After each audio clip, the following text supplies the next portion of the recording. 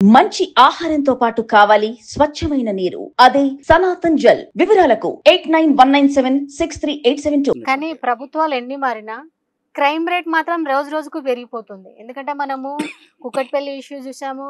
గతంలో చాలా మంది ఈ రోజు కూడా ఒక ఇద్దరు లేడీలు కూడా అతి కిరాతకంగా చంపబడ్డారు. ఎందుకంటే ముక్కలు ముక్కలుగా నరికి కుక్కర్లో పడేసి కవర్లో తీసుకెళ్ళి చెరువుగట్లో పడేసి మూసీ నదిలో పడేసి ఈ విధంగా అసలు ఎందుకు అవుతుందని అనుకోవాలి. వాస్తవానికి కాలానుగుణంగా మారుతున్నట్టు మార్పులు అందరికీ వచ్చినటువంటి ఆలోచన మెచ్యూరిటీ ప్రకారం జరుగుతుంది క్రైమ్ రేట్ అని మనం చెప్పవచ్చు. ఇది పాలకుల బాధ్యత వహించాల్సి ఉంటుంది కానీ పాలకులే కారకులు అనకూడదు.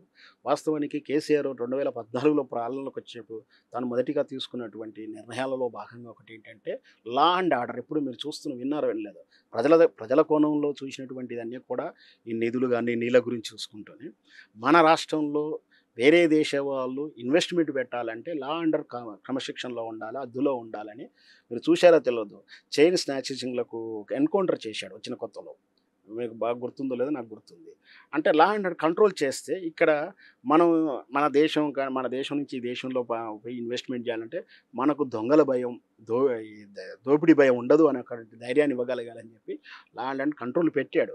ఈవెంట్స్ లాని అవాయిడ్ చేస్తూ కూడా let me compare law and avoid చేస్తూ కూడా ఒక సాఫ్ట్వేర్ ఉద్యోగిని అక్కడ రేప్ చేస్తే రేపు చేయాలన్న ఆలోచన రాకుండా ఉండడానికి ఎన్కౌంటర్ చేశాడు.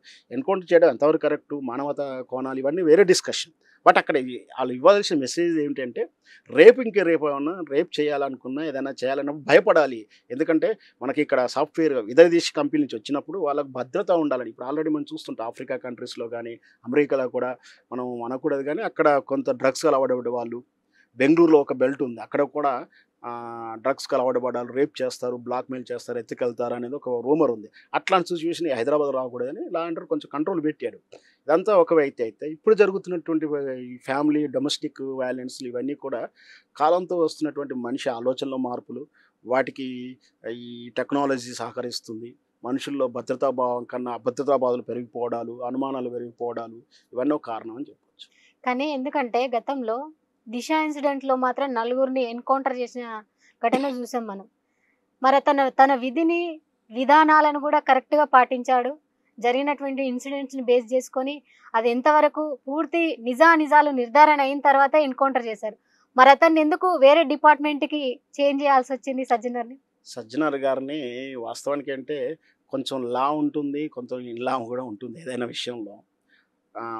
ఒకవైపు మానవతావాదుల పేరు మీద, మానవ హక్కుల పేరు మీద, రకరకాల పేరు మీద, ప్లస్ వాళ్ళు పేదవాళ్ళు కాబట్టి వాళ్ళని ఎన్కౌంటర్ చేశారు. ధనవంతులైతేను ఒక ఎమ్మెల్యే కొడుకును ఎమ్మెల్యే వాళ్ళ బంధువు అయితే చేస్తారా అని రకరకాల విమర్శలు వచ్చినాయి, కేసులు అయినాయి. ముఖ్యంగా స్పెషల్ కమిషన్ కూడా వేయడం జరిగింది.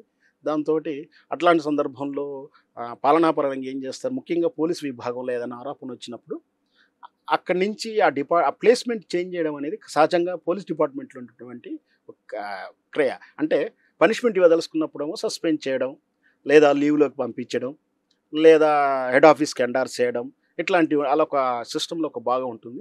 జనరల్గా ఏదైనా వచ్చినప్పుడు ట్రాన్స్ఫర్ చేస్తుంటారు. ఆ ట్రాన్స్ఫర్లో కూడా ఏం చేశాడు, ఆర్టీసీకి పంపించేసి ఆయన స్కిల్స్ అక్కడ వాడుకుంటూ ఆర్టీసీని ఏ విధంగా డెవలప్మెంట్ చేశాడో మనం చూసాం.